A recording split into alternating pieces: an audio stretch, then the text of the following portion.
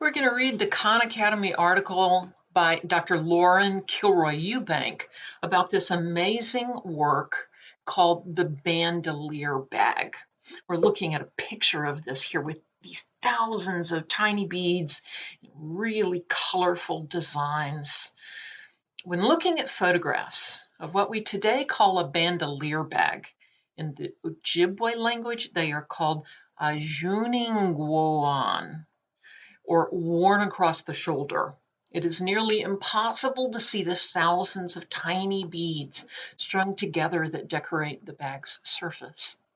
This is an object that invites close looking to fully appreciate the process by which colorful beads animate the bag, making a dazzling object and showcasing remarkable technical skill. So what is a bandolier bag?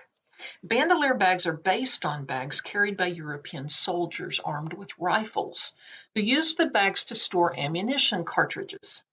While bandolier bags are made by different tribes and First Nations across the Great Lakes and prairie regions, they differ in appearance. The stylistic differences are the result of personal preference as much as contact with Europeans and Euro-Americans, goods acquired in trade and travel. So here's the one that is in our image set.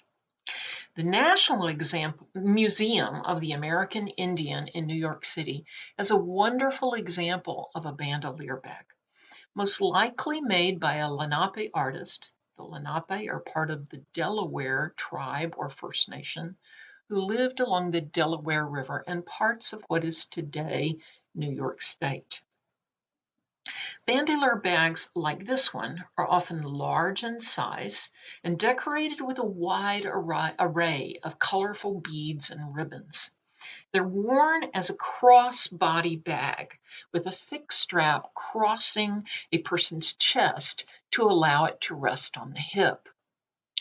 These bags were especially popular in the late 19th century in the eastern or Woodlands region, which comprised parts of what is today Canada and the United States. The Woodlands area encompasses the Great Lakes region and the terrain east of the Mississippi River. This enormous geographic area has a long, complex history, including the production of objects we today recognize as art that date back more than 4,000 years. So we're talking about this area right in here. Bandolier bags were created across this vast expanse of land, and the National Museum of Art of the Indigenous Peoples, I'm sorry, I may have that name wrong, has examples from the Upper Great Lakes region and Oklahoma. Due to events and laws like the Indian Removal Act of 1830, signed by President Andrew Jackson, the Lenape were forcibly removed from these ancestral lands over in the Northeast and relocated to areas of Oklahoma, Wisconsin, and Ontario, Canada. Despite these traumatic relocations, tribes like the Lenape continued to create objects as they had in ancestral lands.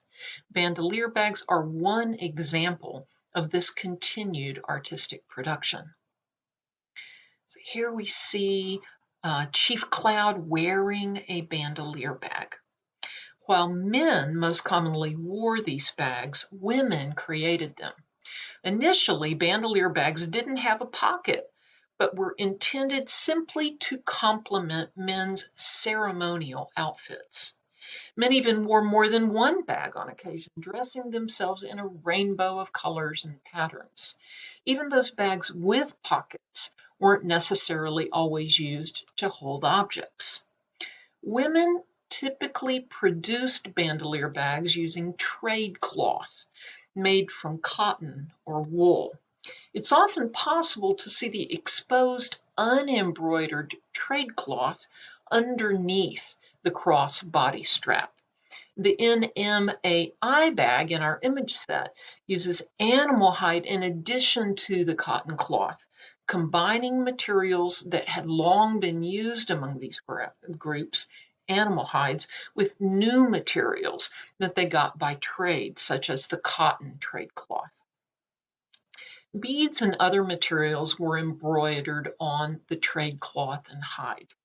The tiny glass beads, called seed beads, were acquired from European traders, and they were prized for their brilliant colors. These glass beads replaced porcupine quill work, which had a long-standing history in this area. Before the use of glass beads, porcupine quills were acquired very carefully, softened, and dyed. Once they were malleable enough to bend, the quills were woven onto the surfaces of objects, especially clothing or other cloth goods like bags.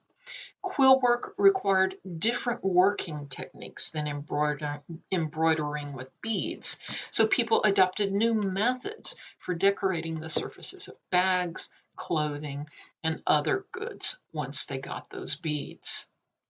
In addition to glass beads, the NMAI bag is decorated with silk ribbons, also produced via trade, procured via trade with Europeans. Much like the glass beads, silk ribbons offered a new material with a greater variety of color choices. Looking at the NMAI bag, we can see that the artists attached strips of yellow, blue, red, and green ribbons like tassels to the ends of the straps, as well as longer orange ribbons that fall below the bottom of the bag. Before the introduction of ribbons, women would paint the surface of hides in addition to decorating the bags with quill work. Ribbons afforded women the opportunity to produce more textural variation and to expand the surface of the bags in new ways. Imagine wearing this bag. The bright colors would attract attention, and the sparkle of the beads would reflect sunlight as the ribbons fluttered in the wind or moved as one walked. Further animating the surface of the NMAI bandolier bag is a red wool fringe capped with metal cones that attach to the bag's rectangular pouch. Like the ribbons and beads, the fringe and metal offered more colors and textures to the bag's surface. They also would have made cool sounds tinkling together when you moved. The designs on the bag are abstracted and symmetrical.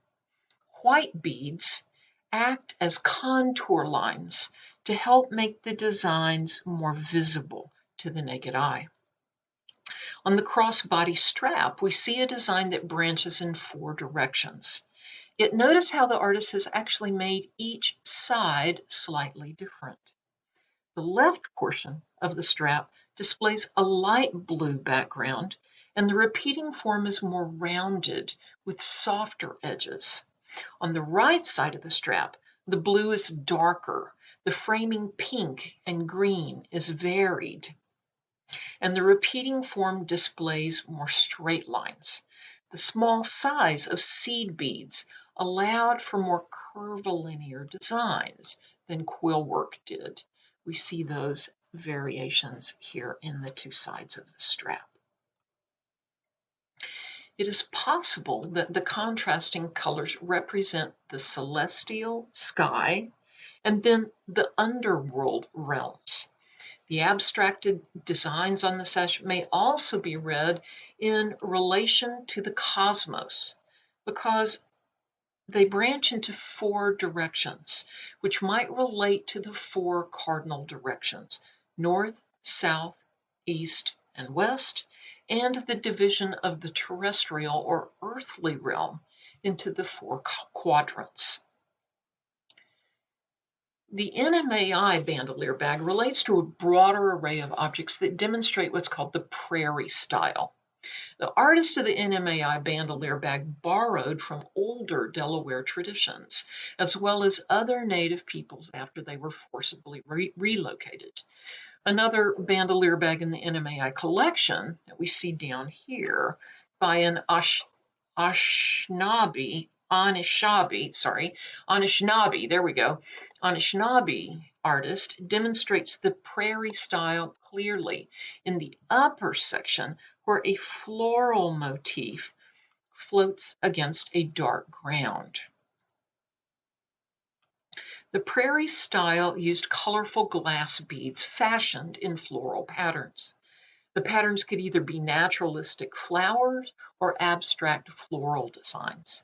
A sack and fox breechcloth in the NMAI collection is a clear example of the more abstract prairie style because the floral designs do not closely resemble flowers that you might see in nature. These people are an eastern woodlands group, while the Fox tribe is closely related to them, and they are both centered in Oklahoma today, though there are Sac and Fox tribes in Iowa and in Kansas as well. The prairie style is the result of peoples coming into contact with one another, particularly in the wake of removal from their ancestral homelands. Floral forms, combined with the use of ribbons and colorful glass beads, not only attest to the transformations in artistic production, but also testifies to the creativity of people as they adapted to new situations. Bandolier bags, as well as other objects and clothing, helped to express group identities as well as social status.